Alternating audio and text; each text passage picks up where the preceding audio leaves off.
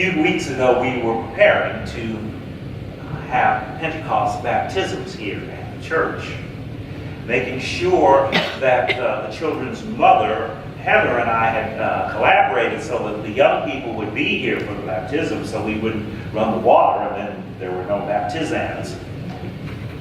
And so I got Heather's number, and I was calling her on the phone.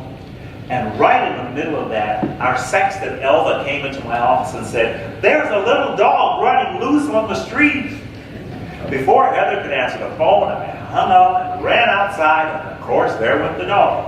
I couldn't catch him. He ran east on Jeffries, took a left on Lima, and by the time I got there, he was nowhere to be found. So, I came back to the office. Heather had returned my call, but I missed her. So I called Heather again. As her phone was ringing, the dog ran back west on Jeffries, right past the big pastor's window, headed straight for Hollywood Way. Oh, Just as Heather was answering the phone, I hung up on Heather, ran out of my office, ran out of the narthex, ran out of the church, ran down to Jeffries, and there I was in hot pursuit of the dog. And he went south on Hollywood Way. So I went south on Hollywood Way. And he stopped, and I stopped. I got down on one knee, and I called to him. I had a little kibble that I always carry with me because of Reverend Little White. Trying to inch closer. As I got close to him, he ran straight out into Hollywood Way. And right under the wheels of a car. The car screeched as the wheel went over him. I was horrified. The dog was dead in spite of my best intentions, and in that moment I had seen death, and the death was my fault. I couldn't breathe. There was nothing I could do to make this right. And then the dog jumped up, made a beeline around me, back down Jeffries this time, took a right, going south on Avon with me in hot pursuit. I couldn't believe it. The dog ran south on Avon, ran into the backyard of a house. I was so happy that he wasn't dead, but I wanted to make sure that he was okay because a car had run over him. So I beat on the door and saw that the house was vacant. The dog I was chasing was in the back house, right on his bed, right where he belonged in the first place, as if nothing had ever happened. Someone had not secured the gate, and he had gotten out. In spite of taking a year off of my life, he was fine. I went back later to check on him, and a lovely lady from the Middle East, I think, maybe Persian, was there, and I told her what had happened, and of course I invited her to church. And she looked at the dog as if she'd never seen him before. She grabbed him and she checked him, and the dog seemed fine, and because we both were so relieved, we both started to cry. She said the dog was her only family. He was all that she had. But I know what I had seen. I saw the wheel go over that dog. I saw him go through death and be restored to life. I finally got to talk to Heather, who by this time probably thought I was a prank caller. But she and I worked everything out. The dog owner realized that she needed to make her yard more secure. The dog was safe and sound. Jeremiah and Mackenzie and a young man named Alexis were baptized. Michael was dedicated that Sunday. Little White Chapel had a wonderful Pentecost worship celebration. God smiled down from heaven, and all went well. Everything went the way we like life to go. Nothing but good. Nothing but people rejoicing together. However, you and I both know that is not always the nature of life, is it?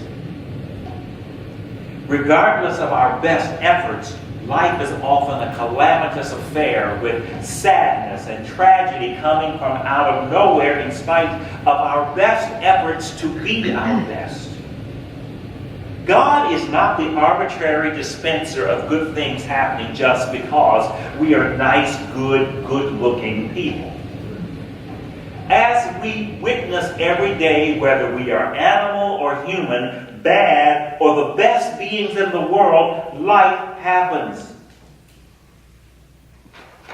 A handsome young soldier seemingly suffering from post-traumatic stress syndrome after 2 tours in Afghanistan shot off 200 rounds of ammunition in Texas before he was killed.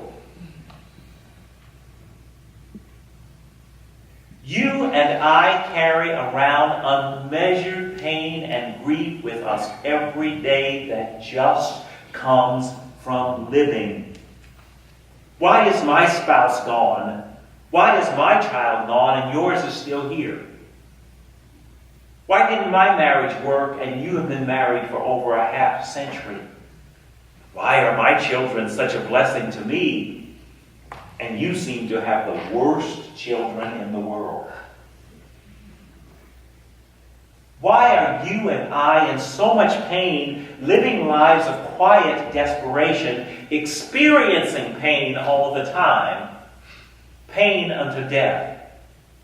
Well, the answer is, wait for it, nobody knows.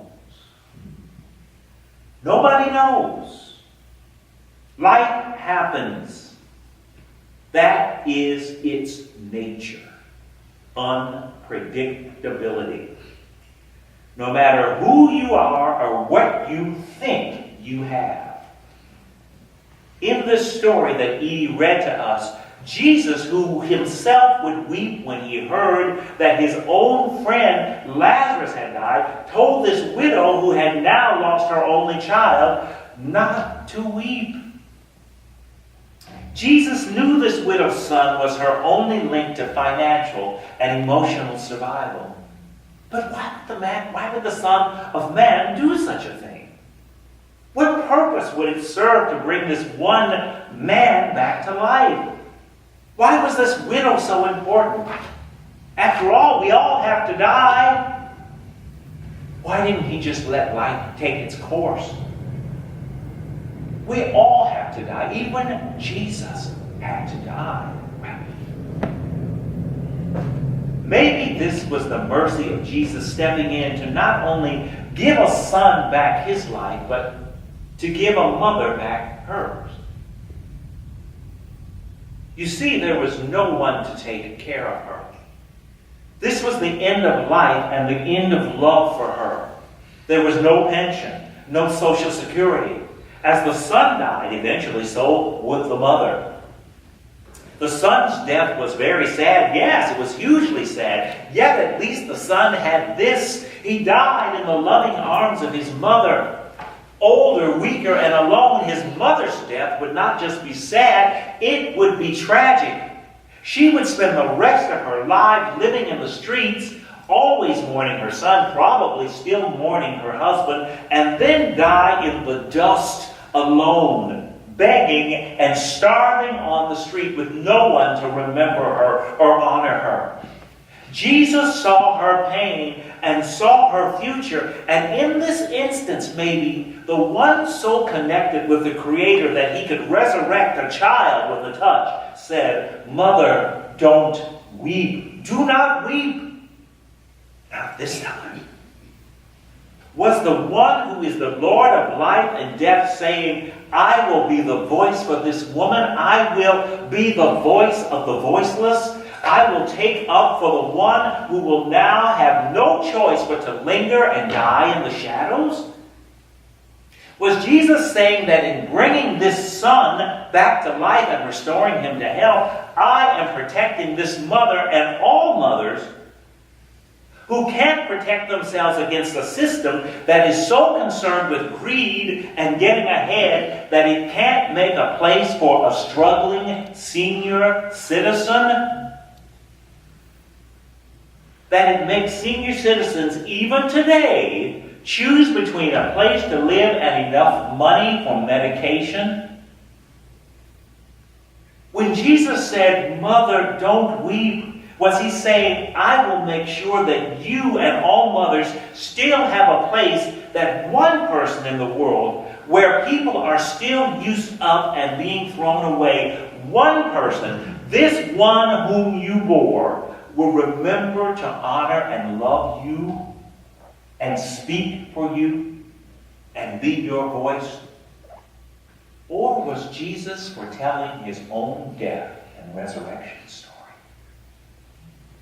Was Jesus saying, just like the wheels of that car rolled over that dog, death will roll over you?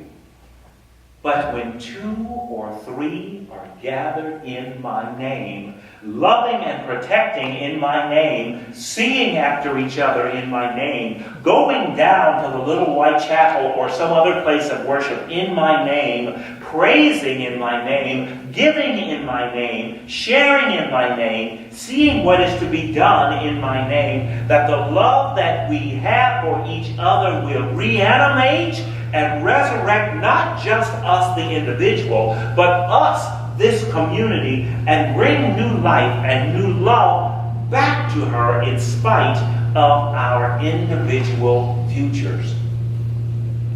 Little White Chapel is 75 years old. We all know that, right?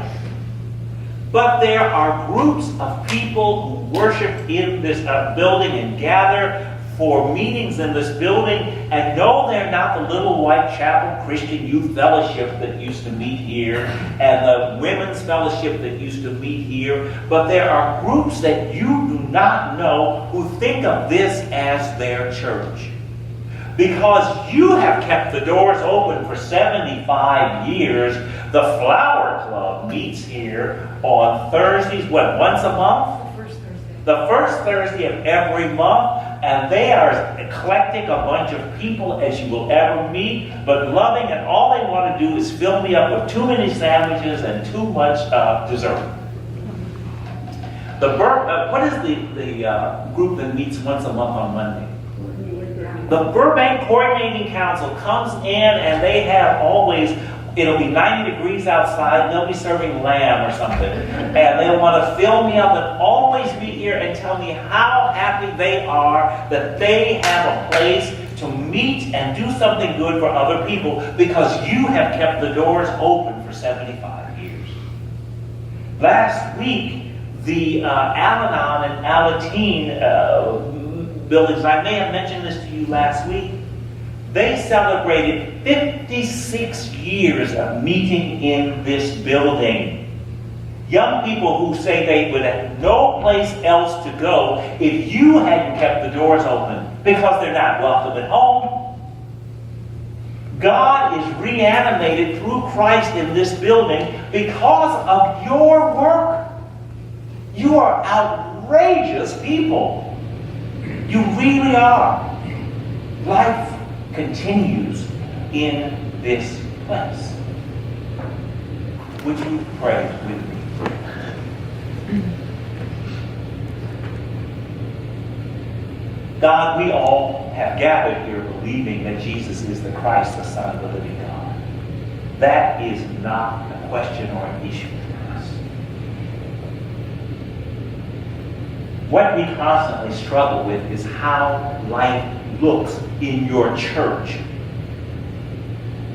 What do we do to reanimate and reinvigorate life in your church? How far do we go? You have commissioned us to go as far as we can imagine. Through telling our story, through singing your songs, through laughing, through smiling, to make the stranger welcome, to remove the walls and the barriers that would keep anybody from being a part of your life. And just like you touched that sun on that beer, you continue to touch us as a church and say, do not weep. And then you give us back